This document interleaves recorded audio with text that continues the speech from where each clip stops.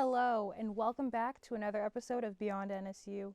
I'm your host, Chloe Ryan, and today I have the honor to be here with Miss Ambie Renee. Hi, how are you? I'm good. How are you? I'm great. Ambie graduates from NSU in May 2022. Yes. Yes, and you started. I started during the pandemic in 2021. I decided to come back and get my bachelor's. I already had my associates. So I just wanted to finish it out. And your journey is so unique. Thank you. I want to talk about it. Yes, we can talk about it. So you graduated high school at 15. I was 15 years old. You're born and raised in Norfolk. I am. This is home for me. But you live in Virginia Beach now. I live in Virginia Beach. Okay. Yes, I don't live too far. All right. But I was 15 when I graduated, and I knew that, media and journalism, that's always been my passion. So when I graduated, there was a program called Middle College High School Program, and it's literally the state's just paying for you to get your associate's degree. So I went to Tidewater Community College with some other fellow students, and we all, we did our thing, but I kept switching up my major after that. Like, I didn't know in my mind what I wanted to do after I got my associate's. So my mom's like, okay, girl, well, you got to pick something, because I'm not going to pay for you to switch your major up every semester. And she knew, like I knew, that journalism was just, that's my thing. That's always been my thing. So when I was 16, I decided to intern at the Virginia Pilot with Denise Watson, who I love. And after that, I interned at Wavy TV 10, just, trying out broadcast news, which was nice, just didn't feel like my lane at the time. And then I found more than likely my forever home at Iheart Radio 8 years ago. And you did all of those internships while being under 18. Yes. That is so impressive. You don't hear that every day. No, you don't. Because there are 21-year-olds, 22-year-olds, even 25-year-olds that I know, no shade to them, that still haven't gotten an internship.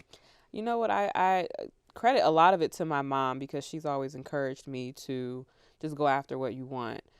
Because the worst, and it sounds so cliche, but the worst that you'll ever hear is no, right? And so I just, whenever there's something that I want to do, I go get it.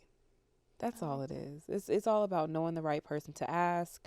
A lot of those opportunities, like, interning at the Virginia Pilot, that just kind of fell into my lap. I don't even remember how that conversation came about, but, that started the relationship with Denise that, to this day I value so much.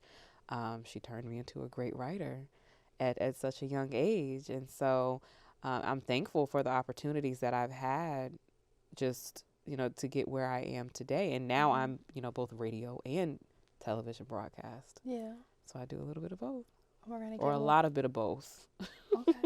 And we're going to get into that. I still want to talk about you being so young with all of these opportunities that you had. Were you ever nervous or scared All being the time. like that young person in the room, that super young person in the room? All the time. And that's why, like, even now, that's why I do it. Like, I am the introvert of introverts. I am the definition of an introvert, meaning I love staying in the house.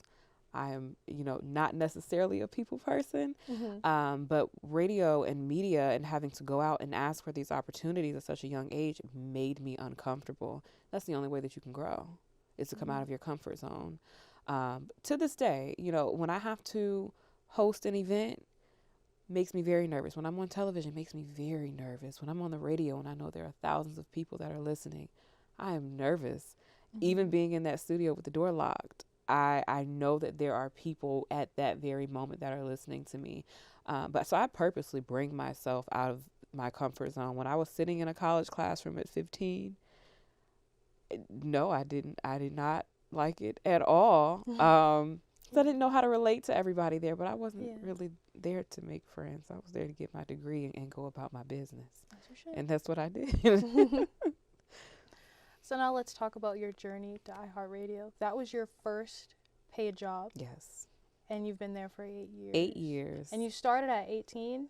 No, I started at iHeart in 2014. 2014, okay. Yep. And I started in our promotions department. So I just needed to get my foot in the door. Okay. It wasn't as easy as, going to send an email to somebody and say, hey, I want to intern here, because Iheart they don't do internships anymore. They used to, way back in the day when they were Clear Channel, but they don't do them now. So I needed to be on payroll. So I was in promotions, but at night I would come back to the station, and 12 o'clock at night, and I would be there till like 4 or 5 o'clock in the morning, and I'm practicing. I'm in a production studio, I'm practicing, and I had to sneak in because whenever we would badge into the building, you had to be paid. They can see the minute you badge in, the minute you badge out, and they have to pay you for that time. I didn't want them to know that I was there, because I'm not doing it for the money. I'm doing it so that I can grow, so that I can learn. But I when I asked to be on air, I've heard no like a couple hundred times. That didn't stop me. That's why I stayed with the company. As you should. And I think they either got tired of me asking or got tired of me sneaking into the studio. And so they put me on 103 Jams, 6 a.m. on Saturday mornings. And that time slot did really good, better than I think any of us expected. And so they moved me up to 10 a.m. to 2 p.m. And I started doing good there. So they put me on Sundays on 103 in the afternoon, 3 to 7. That did well. So then they added another station under my belt, 92.1 The Beat. And they put me in afternoon drive, which is a really good slot. And from there, I ended up on Moving 107.7, and that's like an urban suburban station. So I love, with all of these music stations, I'm talking to a different audience. 103, I'm talking to the younger crowd, the younger urban crowd. With The Beat, I'm talking to the older urban crowd. Yeah. With Moving, you're talking to a little bit of everybody. Wow. And so you kind of have to, tailor your voice to who you're talking to. And so when I'm on The Beat, I'm thinking about my mom. When I'm on 103, I'm thinking about my brother and sister. And when I'm on Moving, I'm thinking about my dentist's office, because that's where I've literally been in there, dentist in my mouth, and I hear myself on the radio. They're playing Moving. Oh, wow. Very awkward. I can't and imagine so hearing myself like, well, we don't like hearing ourselves ever.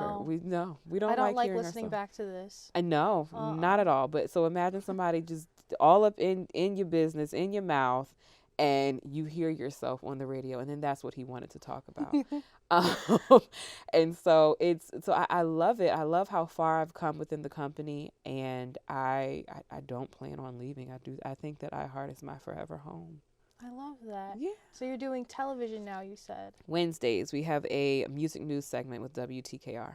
Ooh. Yes, with And April Woodard. Nice. Yes, I love her too. So how did you get into that? We have a contract with them. We actually, Okay. so that's just like a good partnership that we built with WTKR, Coast Live. And so, we just, every week we'll get one of our stations. That's why I'm usually the one that does it, because I'm on all of the stations, so I can just kind of speak for whichever station. Yeah. And we talk about whatever's going on. So Moving, we get a lot of Britney Spears news, because we play Britney, but we also play Kanye and Megan Thee Stallion. Okay. But there's also Madonna. So we're talking about a little bit of everything from, music news, celeb news. There's always some Kanye news. And how do you balance being on 3 of these shows and doing the television show as well? I live out of my calendar and my email. That's it. That's Okay. I was just talking to somebody about that today. If it's not on my calendar, if you didn't email it to me, it's probably not going to get done. That's how I balance everything. It has to be in my phone, because I'm always in my phone. Yeah. And you're a student here as well. And I'm a student here, girl, until May of 2023. And then I don't know I don't know what happens after that, other than I definitely want to You got continue. another degree. Huh? I said then you'll have 2 degrees under your belt. I'll have 2 degrees. I thought you said you're going to come get another degree. Oh. No, I didn't say that. That's been a journey. No, I think after that, what I would love to do is just work with more media students. I'm all about empowering I've gone to several universities, and I go speak to the students, and I work with the students sometimes and I love that. mentor the students and the young media girls that want to kind of do what I'm doing one day. So that I think that's what is coming after I graduate. That's just I have to get that extra time back, and then I'll be able to give back a little bit more. Okay. Well, Yes. congratulations. Oh, thank you. I hope that you can give back to me. I would love to get your I'm information after here. this. Absolutely. I am here. And I'm really involved with a lot of the students here. So I would love to help you Yes. in any way that I can. Let's definitely connect. Yes, girl. Well, unfortunately, we have run out of time. Thank you so much for joining with me, You're Ambie. welcome. And thank you for having me. watching. So I'll see you next time on Beyond NSU. I'm Chloe Ryan.